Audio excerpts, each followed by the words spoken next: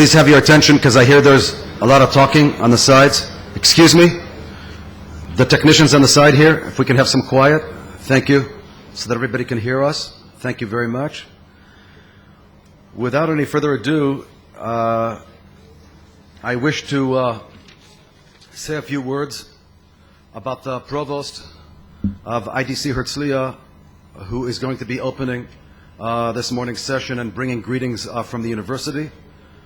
Professor Moshe Barniv is the Provost of IDC Herzliya. He holds a PhD summa cum laude confirmata. That means that he has a PhD in law from Tel Aviv University, our southern neighbor. We don't always mention that name, but I'm mentioning it in this situation. We usually beat them in basketball. And we even took one of their best professors to become our provost. Professor Barniv holds an MBA in business administration. He holds a BA in the study of Bible.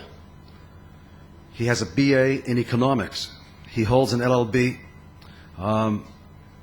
and finished all of those degrees with distinction. He is a former dean of the Radziner School of Law at IDC Herzliya. And one of the reasons he's here is, and I think it's a great thing that the provost of the university opens a conference such as this, or this morning's plenary session, is the fact that he recognizes the academic importance of counterterrorism. And I think this is very, very important. I think he deserves a hand for that. Thank you. Professor Barniv. Thank you very much. On behalf of IDC, I'm glad to welcome all of you to this important conference. As a person who was subject to a terror attack myself, the Savoy attack, which actually took place about 5 meters from the apartment of my parents, and I was there that evening. As a person who lived on Yonah Navi Street on the beach of Tel Aviv, who was later on subject, again, I wasn't there, to another terror attack, I can understand why a conference like this conference is very important. I'm a failure to understand why Western and civilized societies are not taking the proper measures to combat terrorism. Terrorism basically is the exploitation of the weakness of modern societies. They are not forceful. They are eating us and beating us at the places where we are not willing to combat back. They are exploiting the nature of democratic societies.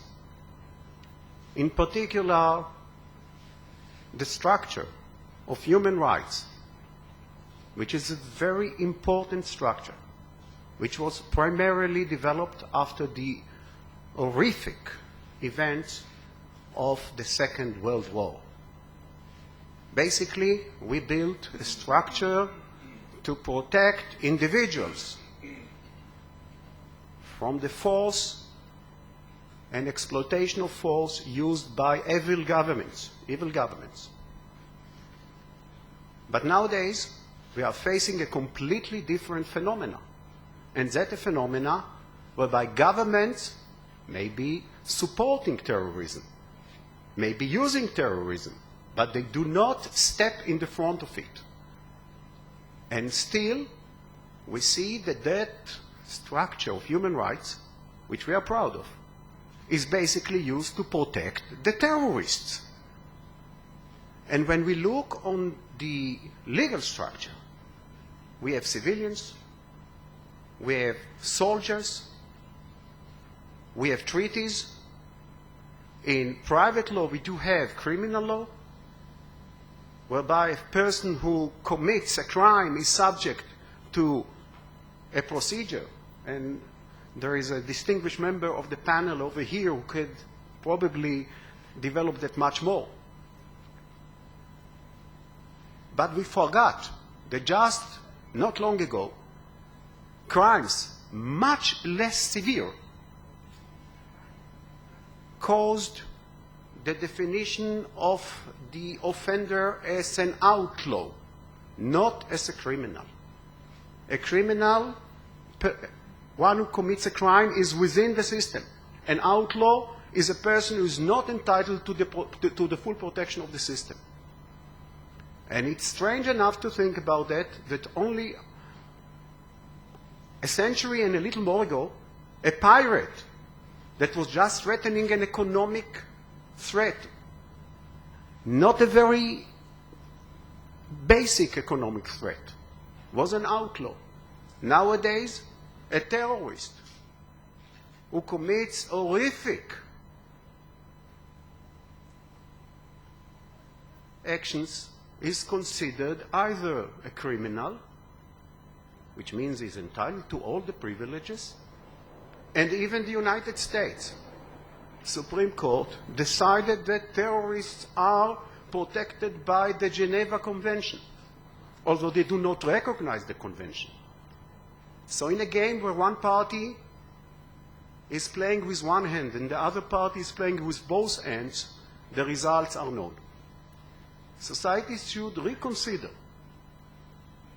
if terrorists should be allowed to have all those protections. Society should reconsider its legal structure.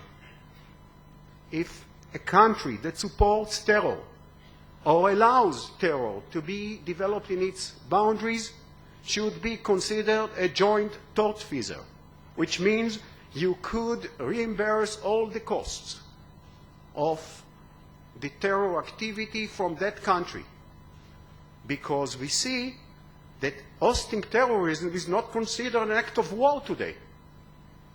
Those questions and many similar questions are still open because we are still in the formation stage.